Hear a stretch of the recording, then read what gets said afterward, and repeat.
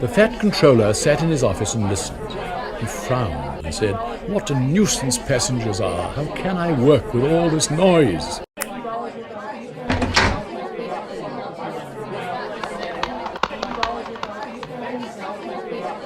The station master knocked and came in, looking worried. "There's trouble in the shed, sir. Henry is sulking. There is no train, and the passengers are saying this is a bad railway." "Indeed," said the fat controller. "We can't allow that. Will you quieten the passengers, please? I will go and speak to Henry."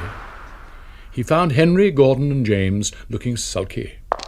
"Come along, Henry," he said. "It is time your train was ready." "Henry is not going," said Gordon rudely. "We won't shunt like common tank engines. We're important tender engines. You fetch our coaches and we will pull them. Tender engines don't shunt." And all three engines let off steam in a cheeky way. "Oh, indeed," said the fat controller severely. "We'll see about that. Engines on my railway do as they're told." He hurried away, climbed into his car, and drove to find Edward. "The yard has never been the same since Thomas left," he thought sadly. Edward was shunting. "Leave those trucks, please, Edward. I want you to push coaches for me in the yard." "Thank you, sir. That'll be a nice change." "That's a good engine," said the fat controller kindly. "Off you go, then." So Edward found coaches for the three engines, and that day the trains ran as usual. But when the fat controller came next morning, Edward looked unhappy. Gordon came clanking past, hissing rudely. "Bless me," said the fat controller. "What a noise!" "They all hiss me, sir," answered Edward sadly.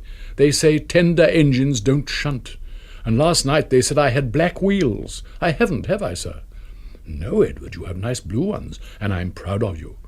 Tender engines do shunt, but all the same, you'd be happier in your own yard. We need a tank engine here." He went to an engine workshop, and they showed him all sorts of tank engines. At last he saw a smart little green engine with 4 wheels. "That's the one," he thought. "If I choose you, will you work hard?" "Oh, sir, yes, sir." "That's a good engine. I'll call you Percy." "Yes, sir, thank you, sir," said Percy happily. So he bought Percy and drove him back to the yard. "Edward," he called, "here's Percy. Will you show him everything?" Percy soon learned what he had to do, and they had a happy afternoon. Once Henry came by, hissing as usual. "Wheesh!" said Percy suddenly. Henry jumped and ran back to the shed. "How beautifully you wheeshed him," laughed Edward. "I can't wheesh like that." "Oh," said Percy modestly, "that's nothing. You should hear them in the workshop. You have to wheesh loudly to make yourself heard." Next morning Thomas arrived. "The fat controller sent for me. I expect he wants help," he said importantly to Edward. "Shh, here he comes." "Well done, Thomas. You've been quick. Listen, Henry, Gordon, and James are sulking. They say they won't shunt like common tank engines, so I've shut them up, and I want you both to run the line." "Common tank engines indeed," snorted Thomas. "We'll show them." "And Percy here will help too," said the fat controller. "Oh, yes, sir, please, sir," answered Percy excitedly. Edward and Thomas worked the line. Starting at opposite ends, they pulled the trains, whistling cheerfully to each other as they passed. Percy sometimes puffed along the branch line. Thomas was anxious, but both driver and guard promised to take care of Annie and Clarabelle. There were fewer trains, but the passengers didn't mind. They knew the 3 other engines were having a lesson.